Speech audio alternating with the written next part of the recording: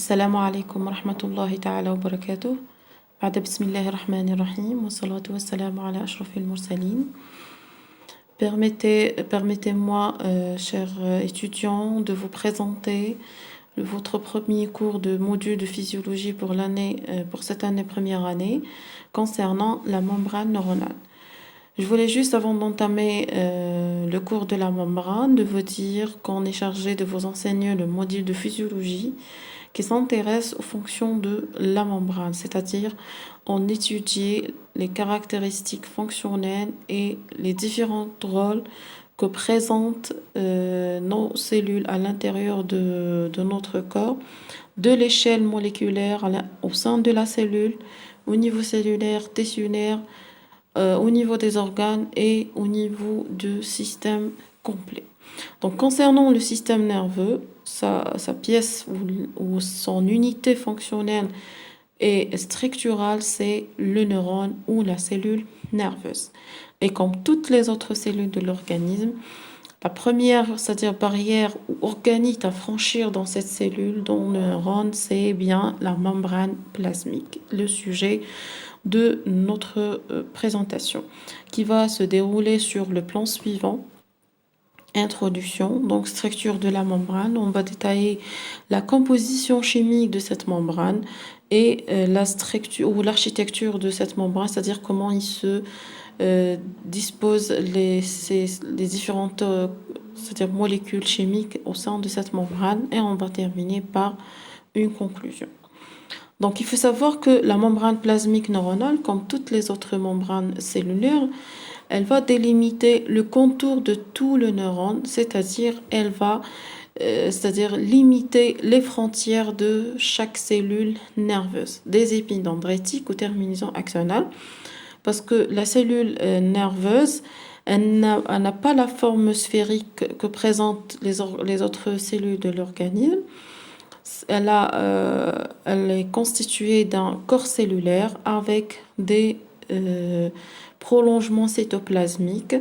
Des prolongements courts, c'est les dendrites, et des prolongements longs, c'est les axones. Donc, cette membrane-là, elle va se trouve dans toute la surface de cette cellule, c'est-à-dire au niveau du corps cellulaire et au niveau des prolongements cytoplasmiques. Donc, c'est une structure qui délimite deux compartiments, le compartiment extracellulaire et le compartiment intracellulaire. C'est tout à fait normal que ce neurone-là, il va se trouver au sein d'un tissu, un groupement de cellules nerveuses dans un milieu interne de l'organisme, donc un milieu extracellulaire. Et cette membrane, elle va délimiter un compartiment intracellulaire où se trouvent les différents organites intracellulaires de cette cellule nerveuse. Donc, comme toutes les membranes, la membrane plasmique neuronale a plusieurs rôles ou plusieurs fonctions. On peut les diviser en deux parties, c'est-à-dire des rôles qui sont des rôles statiques, morphologiques.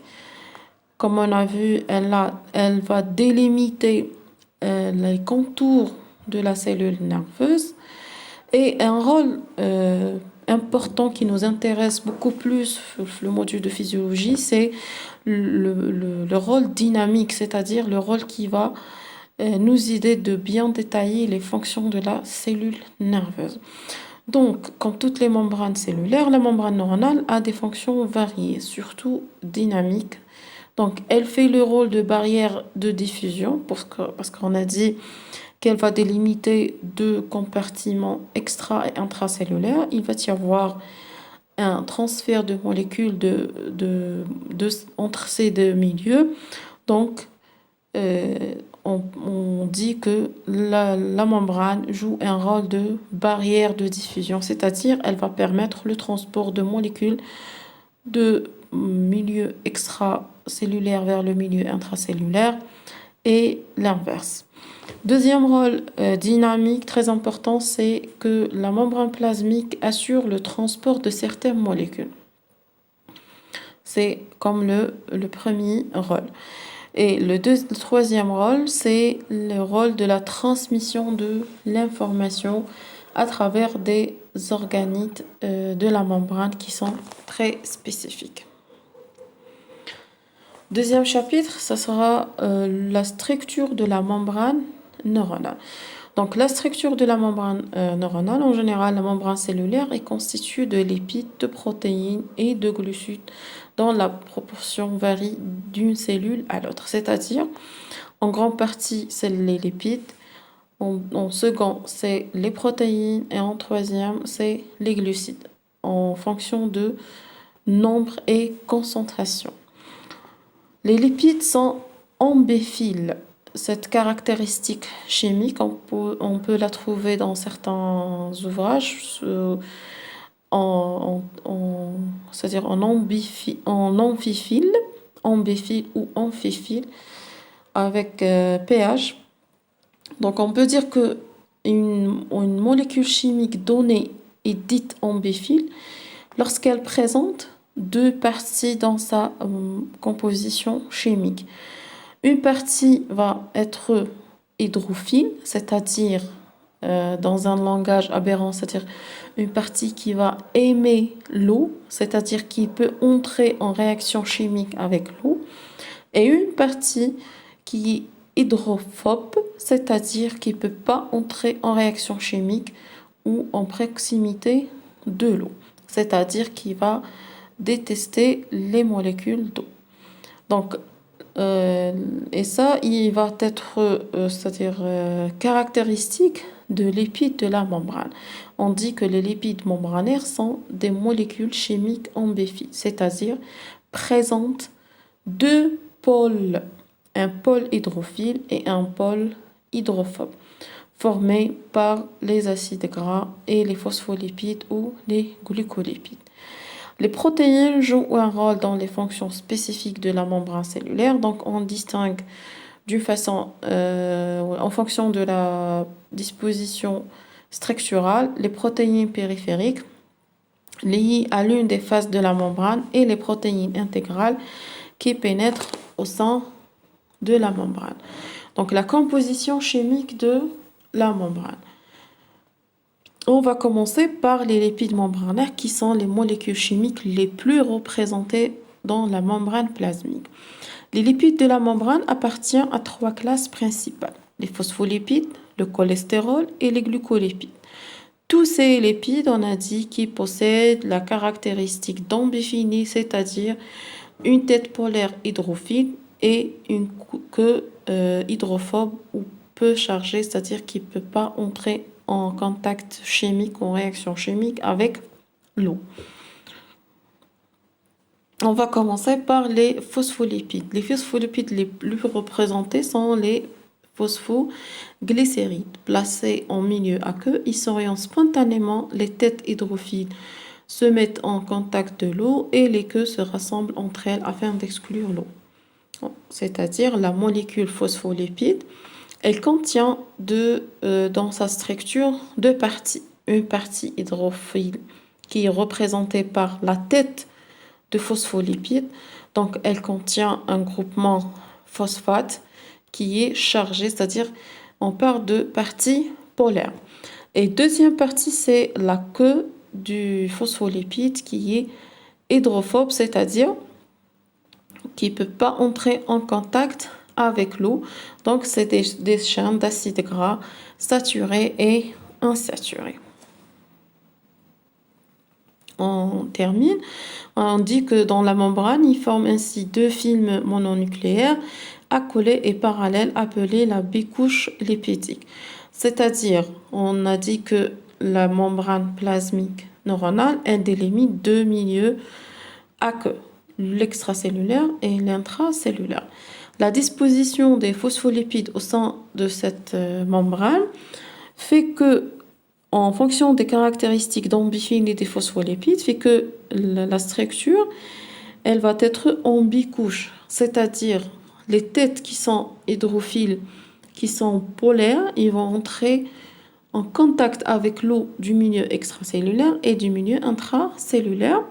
Et entre les deux rangées de têtes, il y a les queues qui ne peuvent pas entrer en contact avec l'eau, donc ils s'arrangent en dedans de la bicouche phospholipidique. Donc, les têtes sont en contact avec les deux milieux intra-extracellulaires et les queues, ils entrent en contact entre elles parce ils ont la caractéristique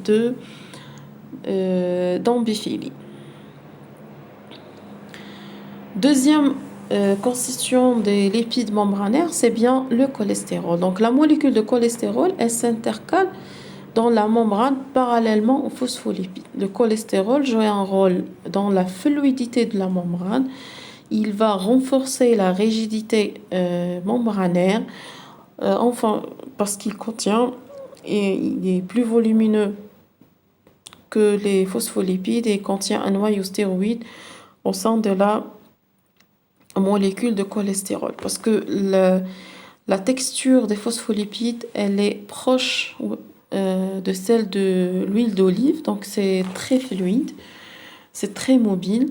Le cholestérol, il s'intercale entre ces molécules de phospholipides pour renforcer la rigidité de cette membrane ou la rigidité de cette bicouche phospholipidique. Donc on revient sur le troisième constituant de lipides, c'est bien les glucolipides, c'est-à-dire du glucide associé ou en liaison chimique avec les lipides membranaires.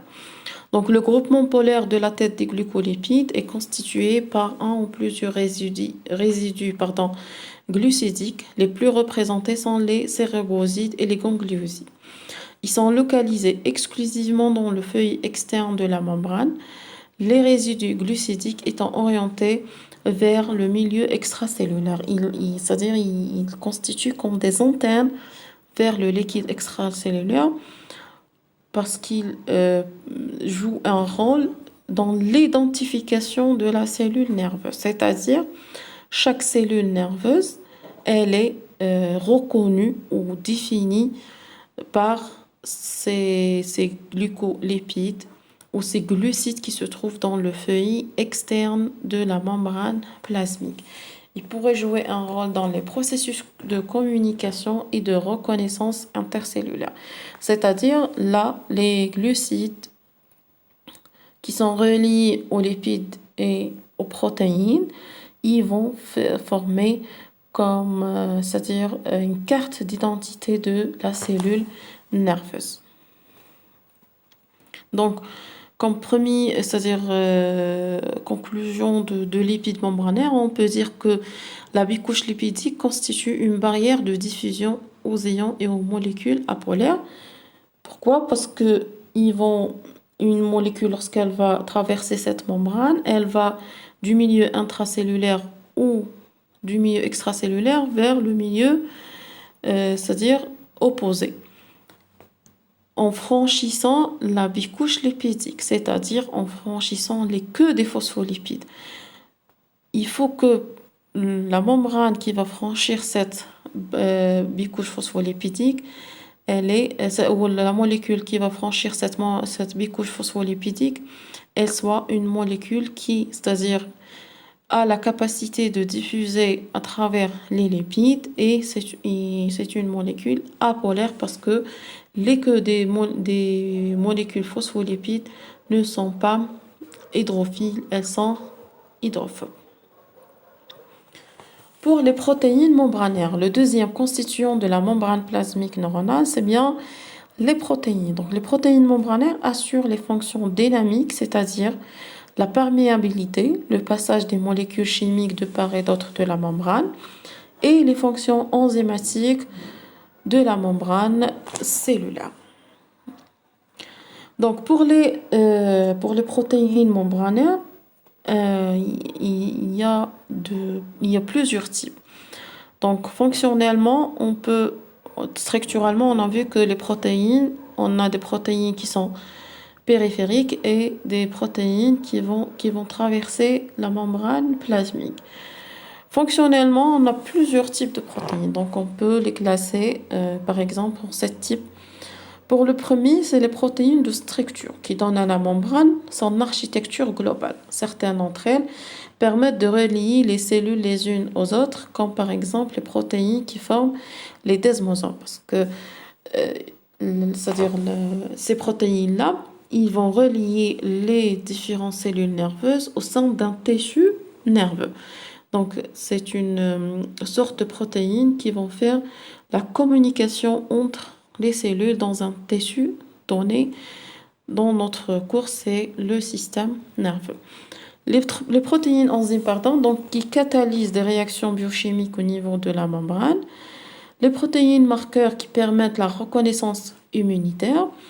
Des protéines transporteurs qui prennent en charge des molécules spécifiques pour leur permettre de franchir la membrane. Les protéines qui assurent le transfert passif d'ions ou de molécules spécifiques selon leur gradient de concentration entre extérieur et intérieur de la cellule et selon leur gradient électrique dans le cas des ions qu'on va détailler dans le cours de transport membraneux. D'autres types de protéines, donc des protéines pompes qui permettent le passage actif entre les gradients de concentration électrique d'ions de molécules spécifiques à travers la membrane et qui nécessitent pour cela un apport d'énergie.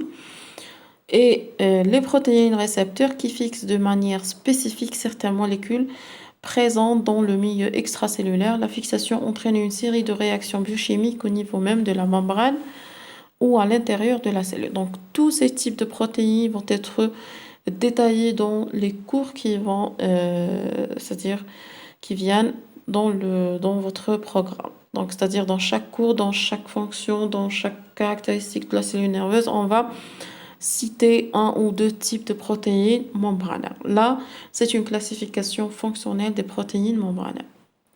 Pour la classification structurale, on a dit qu'il y a deux types de protéines membranaires.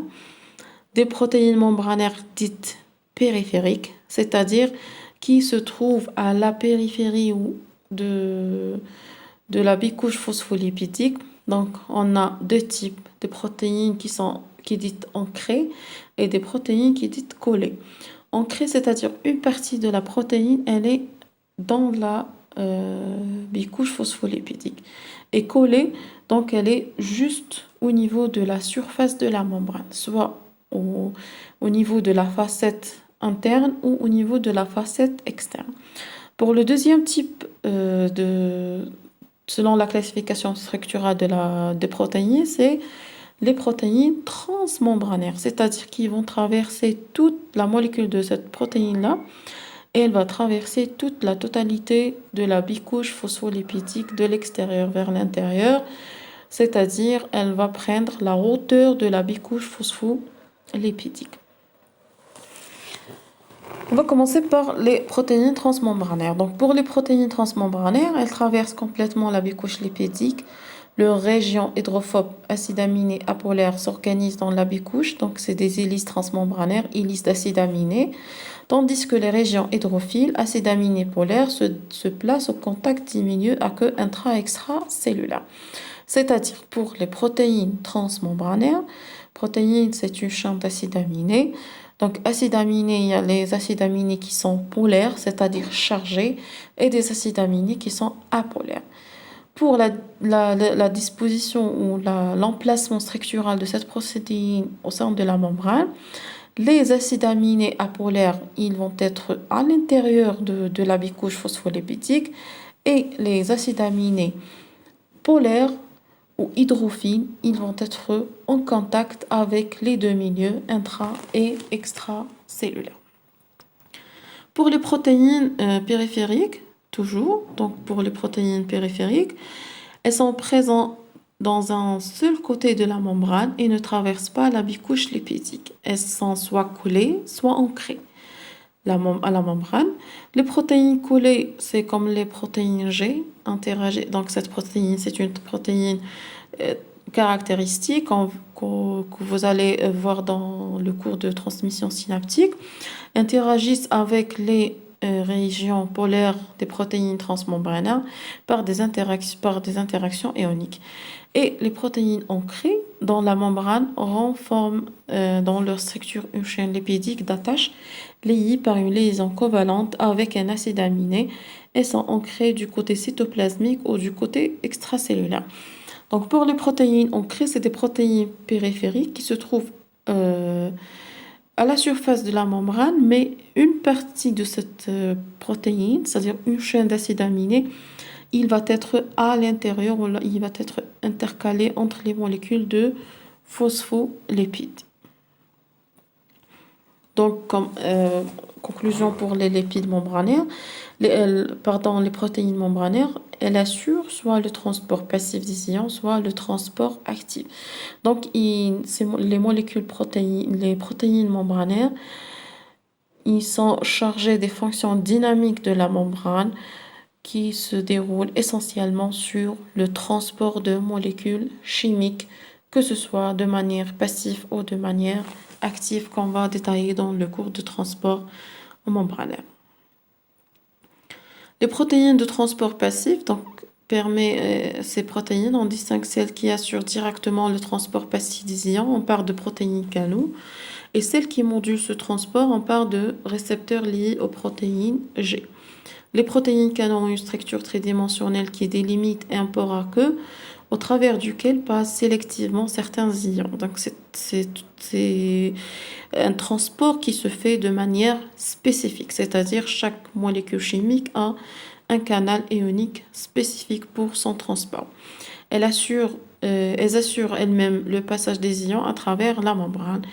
Elles sont aussi appelées canaux ioniques. Leur ouverture est étroitement régulée, soit par un changement de potentiel de membrane, et on parle de canaux sensibles au voltage, soit par fixation d'un ligand comme neurotransmetteur. Ce sont les récepteurs canaux. Donc là, c'est pour les protéines de transport passif. Les protéines qui assurent ou modulent le transport ionique passif sont responsables des propriétés électriques du neurone. Donc on va voir dans le chapitre d'électrophysiologie du neurone que le neurone il possède des caractéristiques électriques spécifiques par rapport aux autres cellules, donc comme l'excitabilité, le potentiel d'action, la conduction de l'influx nerveux, qui se base essentiellement sur les protéines qui assurent le transport ionique passif.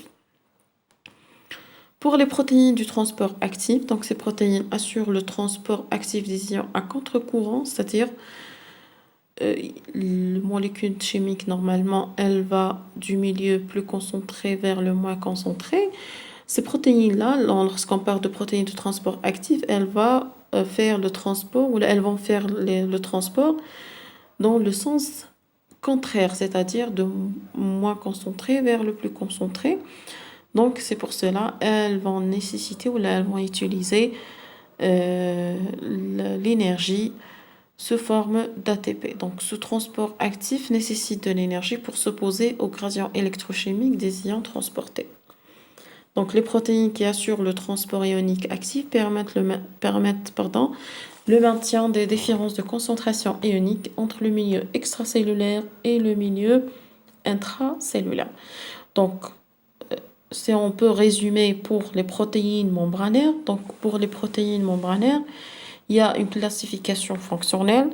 On a vu, il y a des protéines qui assurent ou qui entrent dans la structure de la membrane, qui vont relier les cellules.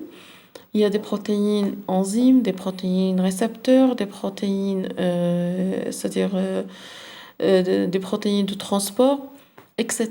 Structurellement, il y a deux types de protéines membranaires. Protéines périphériques, on a les protéines collées qui se trouvent à la surface de la membrane et les protéines ancrées.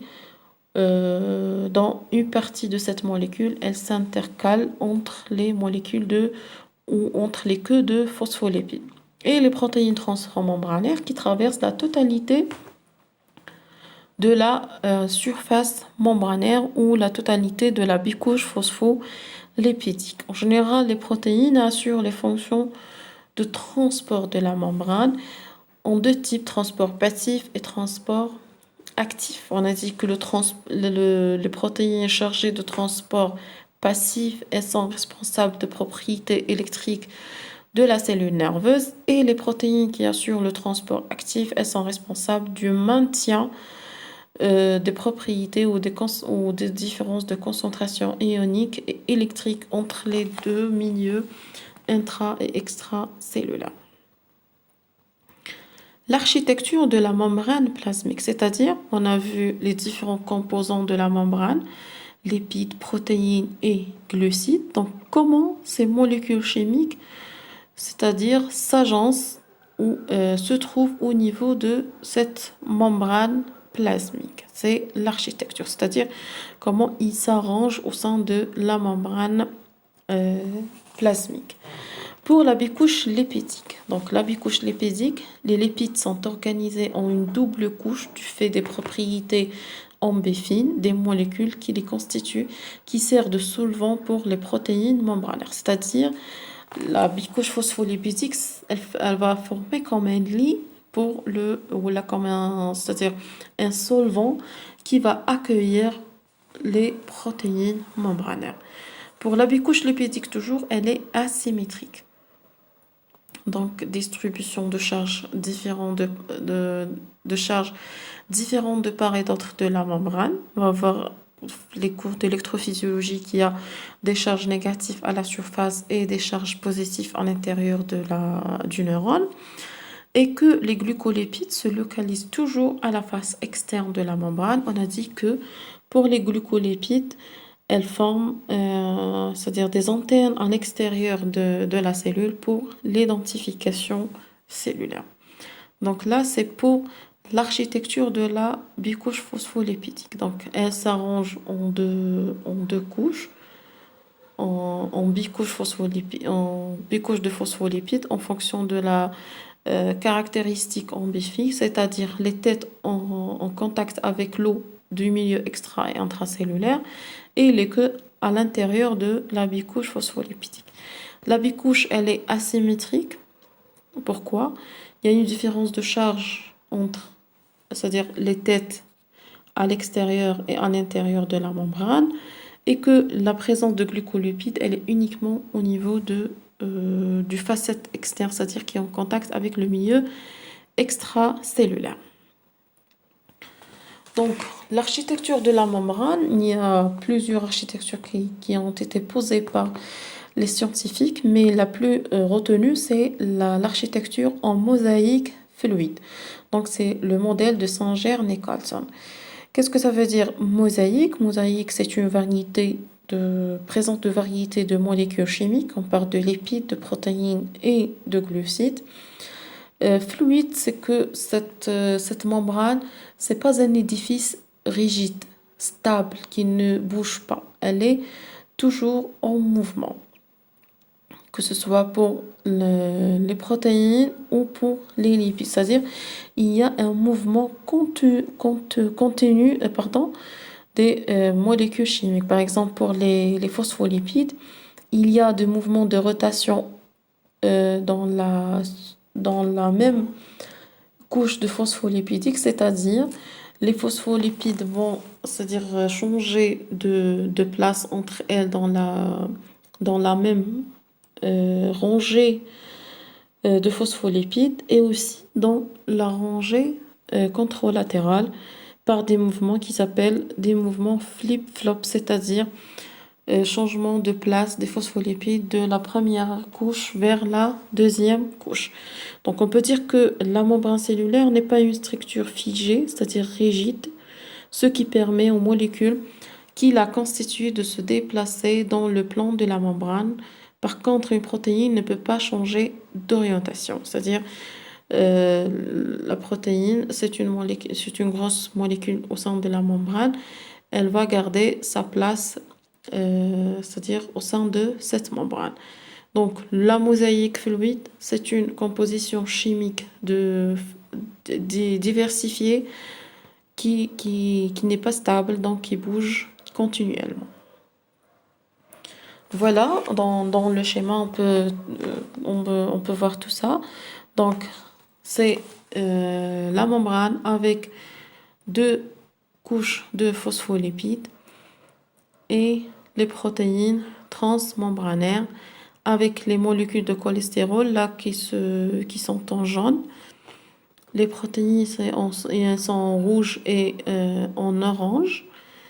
Et les molécules de glucides qui sont reliées soit aux protéines et on parle de glucoprotéines et soit aux lipides et on parle de glucolipides. Donc on voit la mosaïque qui se base sur la variété de composition chimique entre lipides et protéines et glucides. Et la fluidité, c'est que la membrane, elle n'est pas, c'est-à-dire figée, elle n'est pas rigide, elle se bouge et elle contient des mouvements des molécules de phospholipides continuellement. Toujours, c'est une structure qui est asymétrique, donc en fonction de protéines et la disposition de glucoprotéines, surtout uniquement la disposition de glucides uniquement dans la facette externe de la membrane plasmique. Donc, en conclusion, on peut dire que la membrane plasmique neuronale est une unité de réception et de conduction de l'information qu'on va détailler dans le reste de cours de notre programme. Donc, je vous remercie.